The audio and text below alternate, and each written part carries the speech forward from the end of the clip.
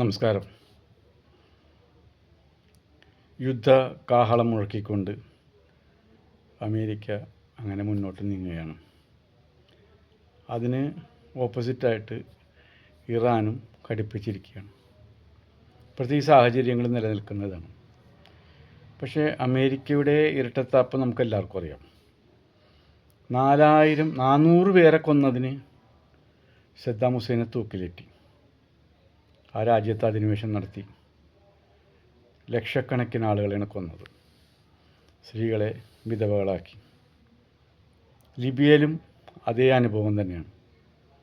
ആഫ്ഗാനിസ്ഥാനിലും അതുതന്നെയാണ് അമേരിക്ക ചെയ്ത് കൂട്ടിയത്. ഇറാനിൽ 5000 പേരെ കൊന്നതിന് ആ രാജ്യം പിടിച്ചടക്കാൻ നോക്കണം. ഇനി ആരെങ്കിലും ഉപദ്രവിച്ചു കഴിഞ്ഞാൽ ഞങ്ങൾ കയറിയടിക്കും, നിന്നെ സ്ഥാനഭ്രഷ്ടനാക്കും. വേറൊരു രാജ്യത്ത് നിന്ന് പ്രസിഡൻറ്റിനെയും ഭാര്യനെയും പിടിച്ചുകൊണ്ട് പോയി. എന്നിട്ട് ഇത്ര ലക്ഷം ബാരൽ എണ്ണ അവിടെ നിന്ന് ഊറ്റാൻ ഈ കളവും വഞ്ചനയും ചെയ്ത് തിന്നുക എന്നതല്ലാതെ എന്ത് നന്മയാണ് ഈ ലോക ജനതയ്ക്ക് ഇവർ സമ്മാനിച്ചേക്കണത്? എന്തെങ്കിലും പറഞ്ഞാൽ അപ്പോൾ ഉപരോധം. ജപ്പാനുമായി അമേരിക്ക യുദ്ധം നടത്തി. ജപ്പാൻ ജയത്തിൻ്റെ അരികിൽ നിൽക്കുമ്പോഴാണ് അവർക്കെതിരെ അണുവായുധം ഉപയോഗിച്ചത്. ഇന്നും അണുവായുധത്തിൻ്റെ കൂമ്പാരമുള്ളത് അമേരിക്കയുടെ കയ്യിലും ഇസ്രയേലിൻ്റെ കയ്യിലും മറ്റു രാജ്യങ്ങളുടെ കയ്യിലുമാണ്. ഇറാൻ തുടങ്ങിയിട്ടുള്ളൂ. അപ്പോൾ ഇതൊക്കെ സൂചിപ്പിക്കുന്നത് ഒരു വിഭാഗത്തെ ഇല്ലായ്മ ചെയ്യുക, അതായത് മിഡിൽ ഈസ്റ്റിനെ ഇല്ലായ്മ ചെയ്തുകൊണ്ട് അതിൻ്റെ മൊത്തം ഉത്തരവാദിത്വം ഇവരെ ഏറ്റെടുത്തുകൊണ്ട് ഈ സമ്പത്ത് മുഴുക്കെ കൊള്ളയടിച്ച് പോകാം. കൊള്ളയടിച്ചുകൊണ്ടേയിരിക്കണം. ഇപ്പോഴും കൊള്ളയടിച്ചുകൊണ്ടിരിക്കുന്നുണ്ട്. ഇറാഖിൽ നിന്നും മറ്റു സ്ഥലങ്ങളിൽ നിന്നെല്ലാം ഇവർ എണ്ണ നല്ലോണം ചോർത്തിക്കൊണ്ട് പോകുന്നുണ്ട്. ഇവർക്ക് സപ്പോർട്ടായിട്ടൊക്കെ നമ്മൾ നിൽക്കുക എന്ന് പറഞ്ഞാൽ, ഈ കള്ളന്മാർക്ക് വേണ്ടി നമ്മൾ സപ്പോർട്ടായി നിൽക്കുക എന്ന് പറയുന്നത് എന്തൊരു വിഡ്ഢിത്തമാണെന്ന് ആലോചിക്കും. ഇന്ത്യയിൽ എത്രയോ കാലങ്ങൾ പലവരും ഭരിച്ചു പോയിട്ടുണ്ട്. നമുക്ക് GDP ഇതുവരെ താഴ്ന്നിട്ടില്ല.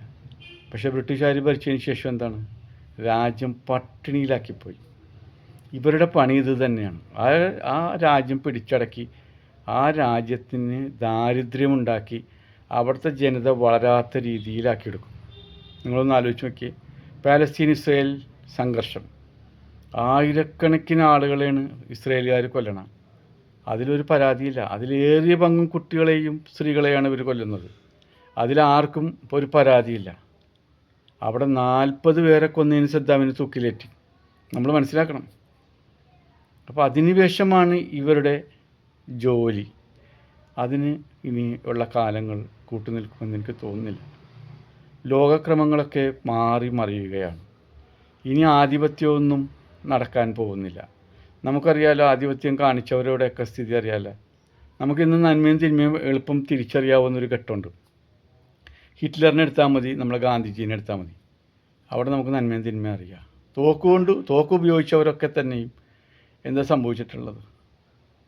അടിയറ വെച്ചിട്ടുള്ളതാണ്, നമുക്കറിയാം.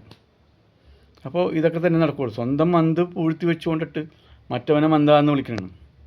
അപ്പോൾ ഏറ്റവും വലിയ മന്ദനാണ് ഈ അമേരിക്ക എന്ന് പറയുന്നത്. അപ്പോൾ നമ്മളിതെല്ലാം മനസ്സിലാക്കുക. ഇവരോടൊപ്പം തന്നെ നിൽക്കാൻ ഒരാൾക്കും കഴിയില്ല എന്നുള്ളതാണ് ഇനിയുള്ള കാലം. ഇവരെ ഇരട്ടത്താപ്പിൽ നിൽക്കാൻ കഴിയില്ല. അങ്ങനെ നിൽക്കുന്ന രാജ്യങ്ങളൊക്കെ തന്നെ പാപ്പറായിട്ടുണ്ട്. ഇപ്പോൾ സിറിയ ഇല്ല, ലിബിയ ഇല്ല, അങ്ങനെ ഒട്ടനവധി രാജ്യങ്ങളൊക്കെ താറുമാറായിരിക്കണം. ഇതെല്ലാം സ്വത്തുക്കളെല്ലാം അടിച്ചുകൊണ്ട് പോണത് ഇവന്മാരാണ്. എന്നിട്ട് തീവ്രവാദികൾ ആരാണാവുന്നത്? ആരാണ് തീവ്രവാദികളാവുന്നത്? നമ്മൾ തീവ്രവാദികളാവുകയും അവർ ജനാധിപത്യ വാക്താക്കളും ആവുകയാണ്. അപ്പോൾ ജനങ്ങൾ ചിന്തിക്കുന്നുണ്ട്, പ്രവർത്തിക്കുന്നുണ്ട്, മനസ്സിലാക്കുന്നുണ്ട്. ഞാൻ ചെറിയൊരു കാര്യം, ഒരു ഓർമ്മപ്പെടുത്തൽ പറഞ്ഞു എന്ന് മാത്രമേ ഉള്ളൂ. ഇനിയും നമുക്ക് ഒരുപാട് കാര്യങ്ങൾ കാണാൻ കിടക്കുന്നതേ ഉള്ളൂ. നല്ല യുവാക്കളൊക്കെയാണ് ഇനിയുള്ളത്. അവരൊക്കെ നല്ല ബുദ്ധിപൂർവ്വം കൈകാര്യം ചെയ്യുമെന്ന് തന്നെയാണ് എൻ്റെ ഒരു വിശ്വാസം. ഇതുപോലുള്ള മണ്ടന്മാരൊക്കെ കുറച്ച് കഴിയുമ്പോൾ തെറിച്ചു പോകണം. നമസ്കാരം.